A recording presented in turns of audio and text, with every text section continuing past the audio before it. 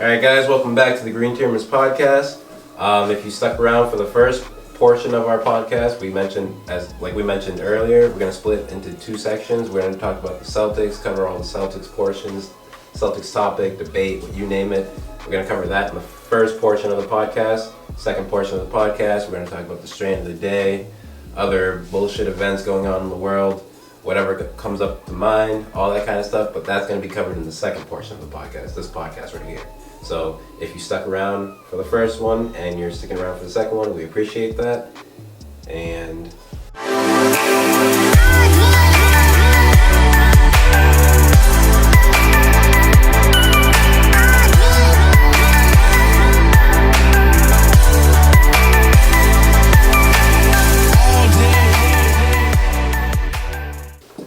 like I mentioned earlier, today we're here to talk about the strain of the day.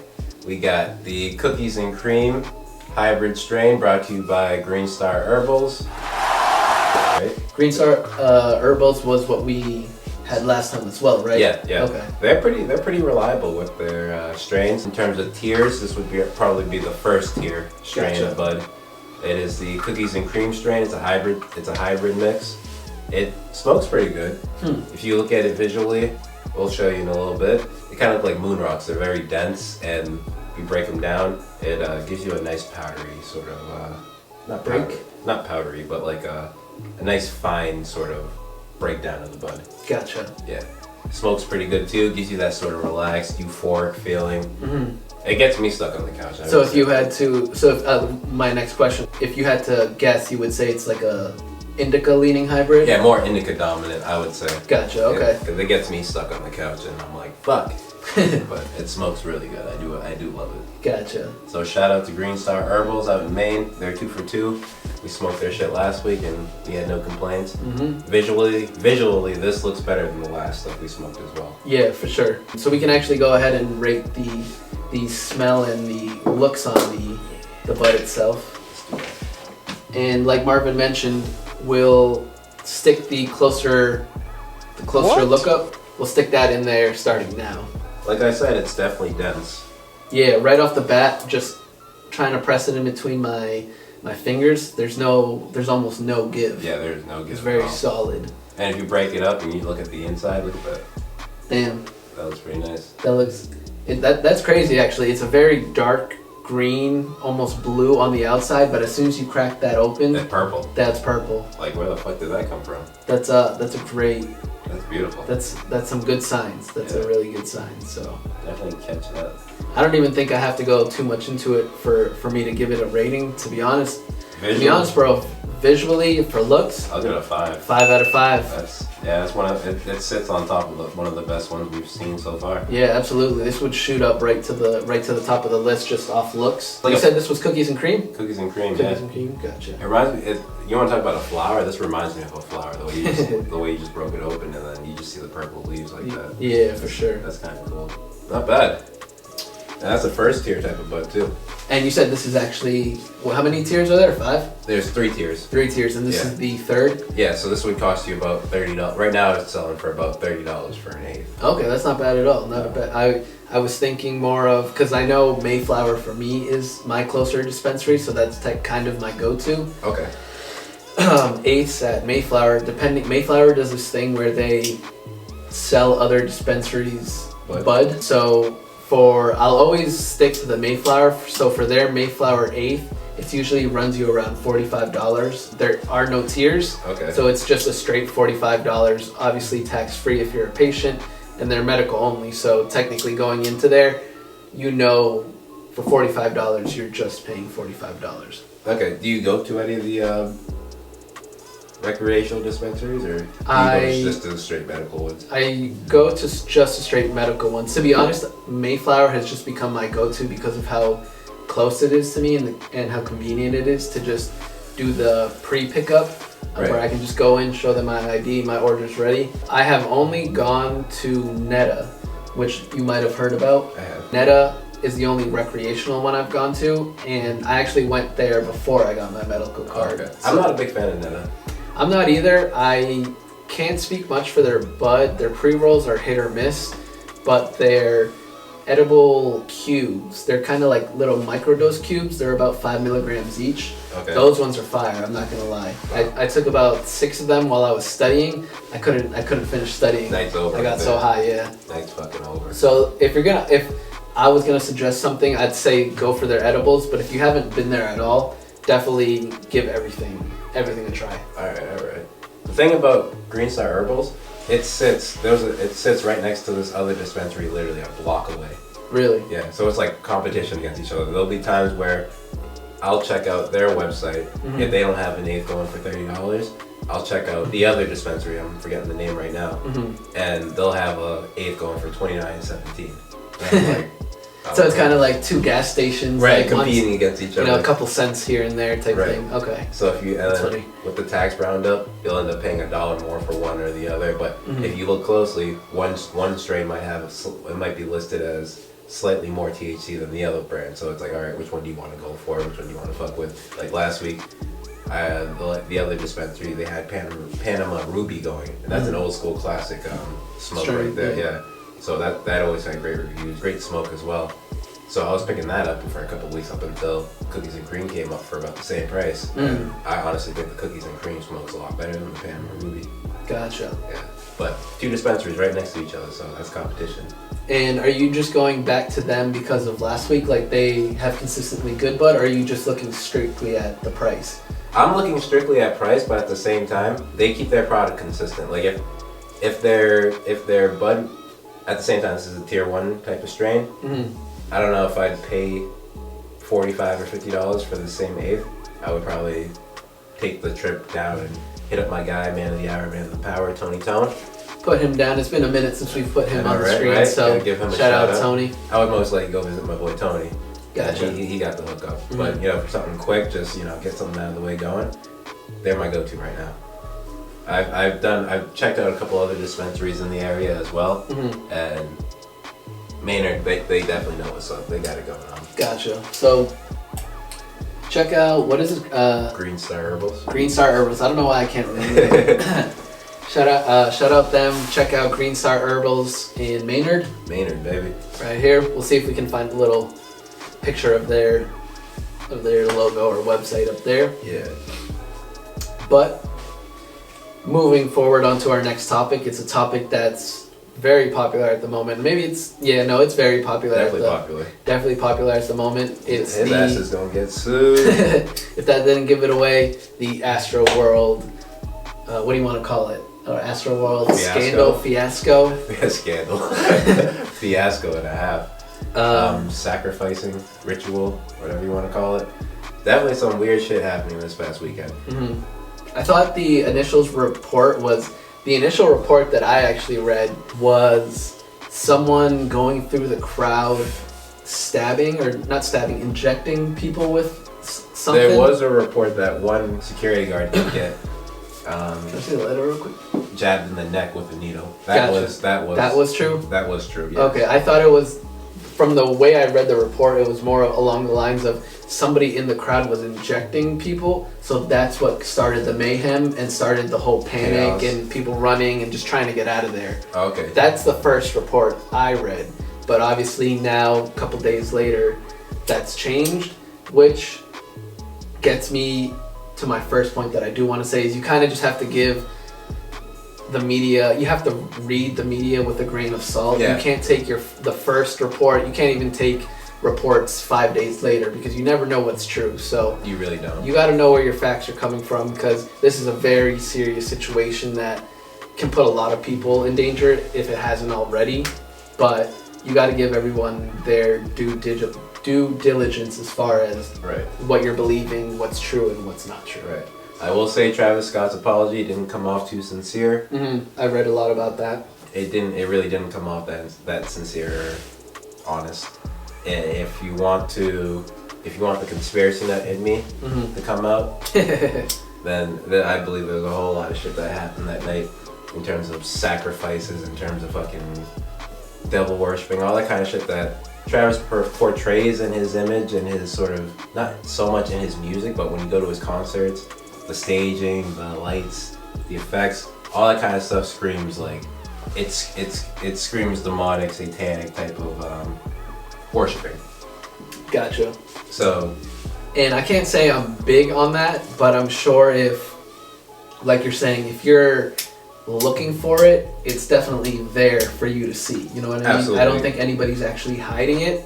It's in plain sight. Yeah, it's in plain sight, but at the same time, you have to want to believe that as well. You know? Exactly. So, I'll take that with a grain of salt, and only in the sense because I don't think I've done enough research to where I can say this is true or it's not true, and I don't want to just scratch it off as just, oh, that's bullshit, that's conspiracy type thing. So if you guys would like to see more of that, you know, I'm sure you got a whole bunch of, you know, there's a lot of fucking deep dive videos on YouTube you can check out. Do your research.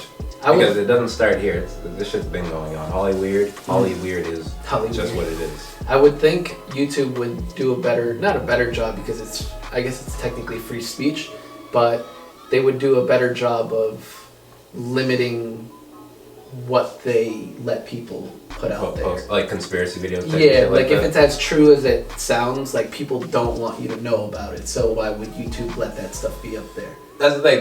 They'll let you post it, but it won't show up on their like little search bars or search engine as like a suggested or recommended. Gotcha. Like you would have to personally search this shit up for them to sort of bring you down that rabbit hole. Mm-hmm. But it's there. But a lot of the old conspiracy videos that I used to watch back then, those have been flushed out of YouTube. You know, now that you mention that, I have gone down that rabbit hole of just conspiracy theories down YouTube, and back in the day, you used to find them but back in high school, they were easy and they were a lot more eerie, like almost more believable. Yeah. So maybe YouTube already has done that. Done that. They've done their part. They flushed them out. But this is a developing, ongoing story. Lawsuits are going to be had. Yeah, shout out to everybody who was injured, just hurt, or scarred in any way. And shout out to everyone who passed away, because no one wants to go to a concert looking to have a good time and then lives were lost. And having lives be lost. So, have you heard anything as far as what security should have done or shouldn't have done? I heard. They were understaffed. I heard they were understaffed, which is the case everywhere nowadays. Mm-hmm. They're understaffed. There were way too many people. There were people jumping fences or trying to sneak their way in there. Right. So you had more people than expected. Mm-hmm. Everybody sort of surging and rushing up to the front is what caused the casualties. You had people getting crushed. You had people suffocating, mm-hmm. getting trampled on. Like that's nasty. That's crazy.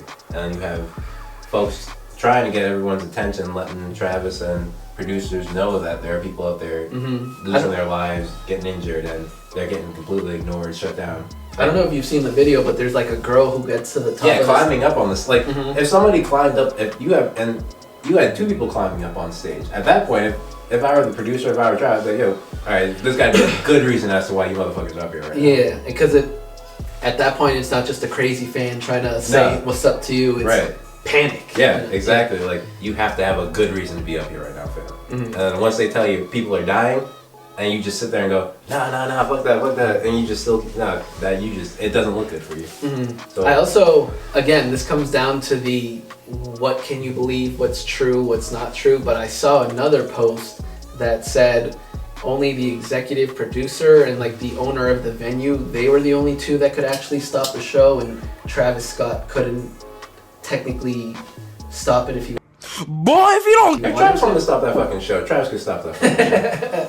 The same way Travis Scott literally sat there years ago and went, yo, beat that motherfucker up. And they all turned around and started whooping that nigga's ass. Yo, Travis could stop that show if he wanted to. I hear you. He was off some shit. Bad point. Obviously, when these rappers or artists perform, they don't perform sober. Mm-hmm. So he must have not been in the brightest of sort of light to sort of see what's going on, but at the same time you can see what's going on. You're on a giant ass stage. You can see 50,000 people, it doesn't matter. You can still see a couple heads start dropping, a couple people sort of just not acting the way they should be acting. Yeah. And that should call attention to, alright, slow things down, what's going on? And it's crazy because I forget what teacher, if it was in high school or if it was in college, but they try to explain to us how real maybe it's mob or like crowd mentality, like once 10 people start freaking out, then another 10 people, and next thing you know, everyone's freaking that's out. all it is. And it's the same thing with like when teams win a championship. If 10 guys are trying to push a car and flip it over, now everybody sort of feels invincible, and that's how shit gets. Yo, let me try that. Yeah. It's the same. It'd be the same situation if that night the same 50,000 people, however many people were there, and then somebody let off a couple of shots in the crowd. Mm-hmm. You're talking panic. There would be the same situation would happen where people would have gotten trampled, like that mass hysteria, because now you have a bunch of people trying to figure something out, run in 18 different directions. Mm-hmm. So you have mass panic. And sometimes you can't even blame them, because you see 50 people running at you screaming, you don't even think twice. You turn around and start screaming too. They're running for some fucking reason. Yeah, exactly. And they're gonna trample you if you don't move. Another first thought of mine when I saw some reports was, how do you even get 50,000 people in there in the first place? Like, that just seemed like an abundant amount of people in one location at one time. To have that many people, and you were understaffed at the same time. Mm-hmm. So you're asking for trouble. Yeah. So it's a situation that is not going to bode well for the parties involved. Mm-hmm. But yeah, check out those conspiracy videos. They're eye-opening.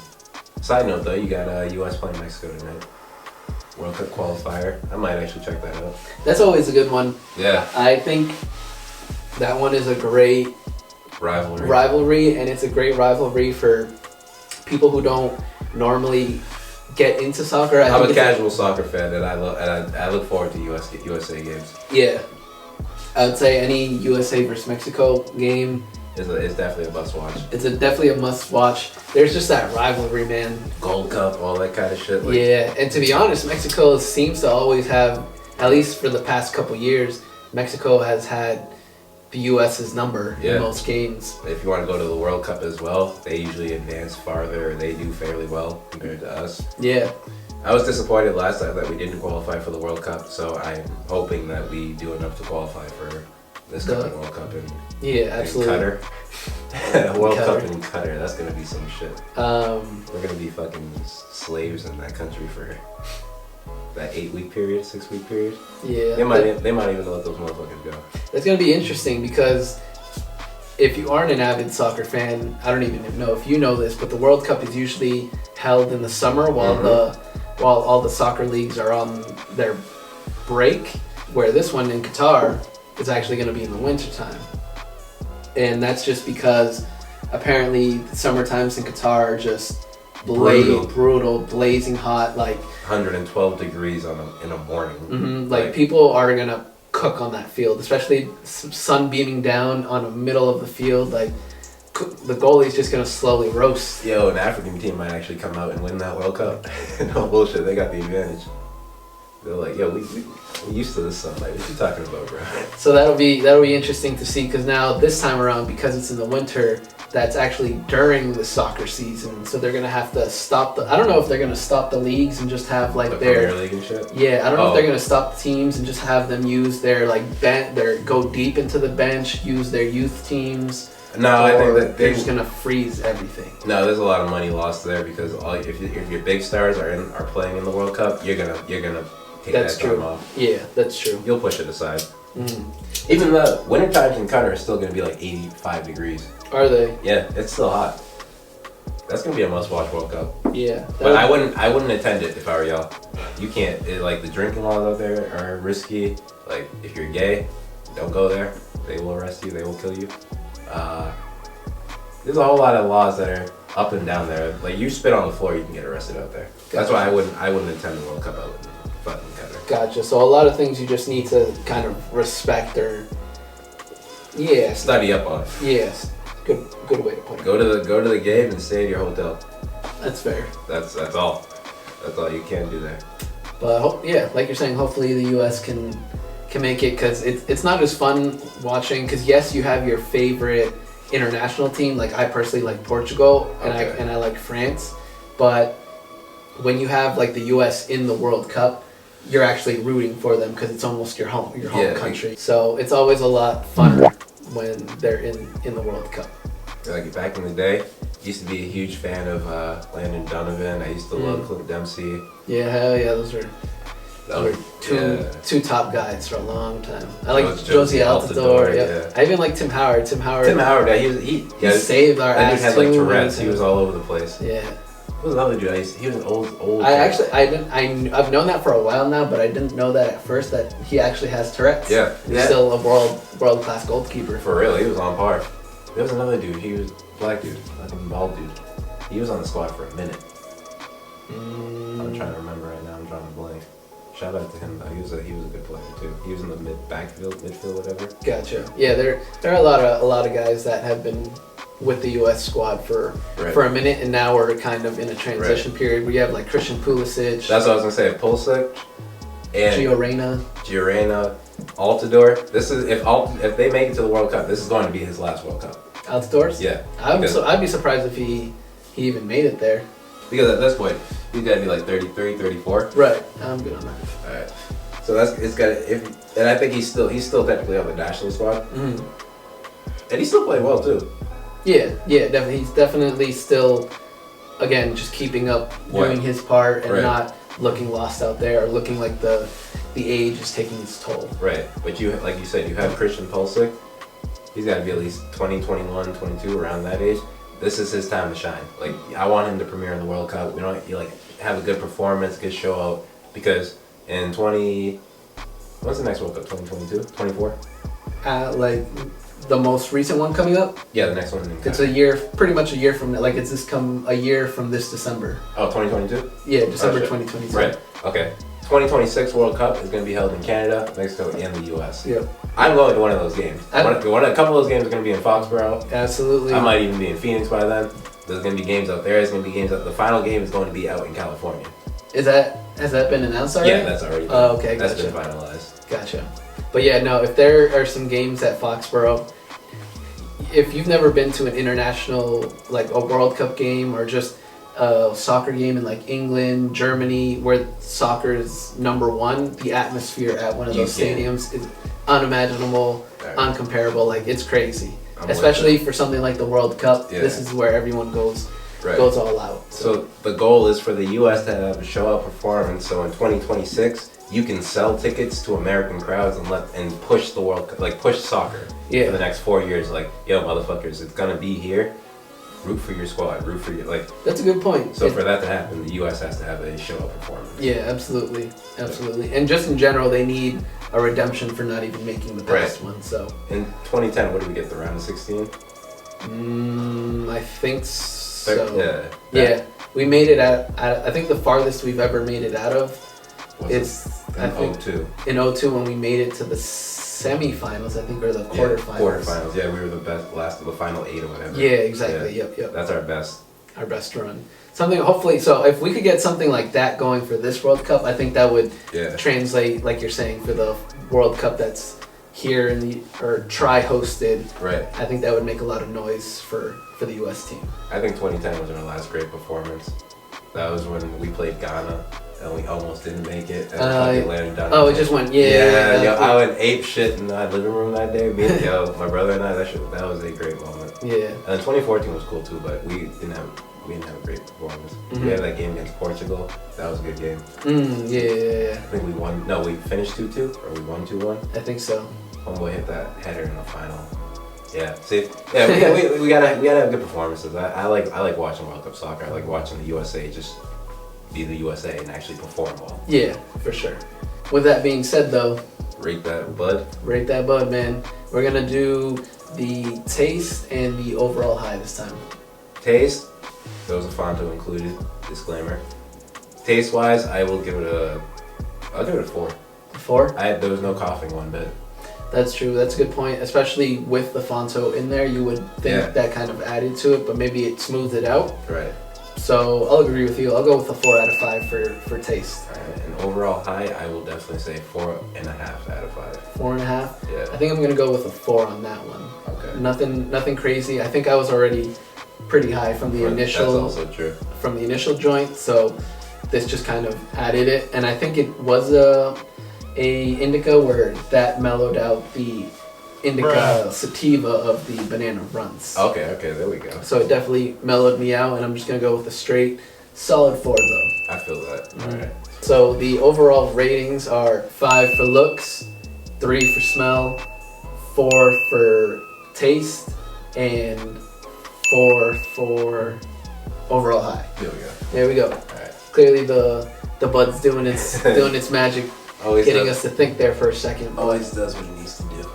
Well, we appreciate you guys hanging around, listening to our long-winded conversation. Conversation and rants, just going off about nothing. If you guys have some topics that you would like for us to discuss, or just Definitely. comments that you think of the things that we've said, definitely leave them down in the comments. Anything you guys want us to talk about, or any opinions you guys have, definitely leave them down in the comments, because it'll definitely help us get this freestyle podcast, aside from the Celtics portion, to keep going and just giving us actual topics to talk about. Right, big facts. Any Celtics questions as well?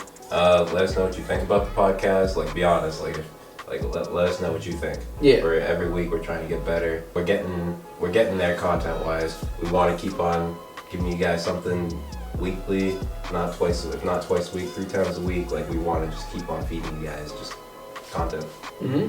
So we appreciate you guys sticking around and still being there for the times when we're not. But we're working on that. So with that being said, that is the end of this freestyle podcast here. Thanks for watching. Catch you next time. Peace.